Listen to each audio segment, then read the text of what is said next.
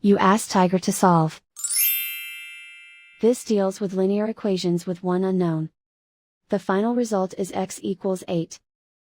Let's solve it step by step. Simplify the expression.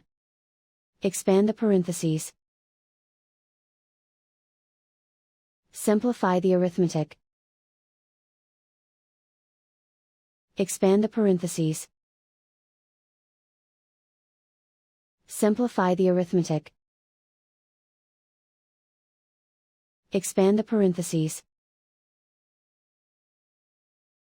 Group like terms. Simplify the arithmetic.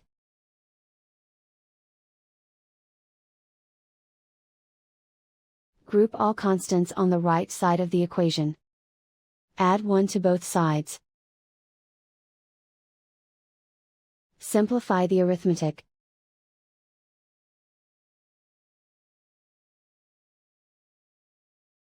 And so the final result is x equals 8.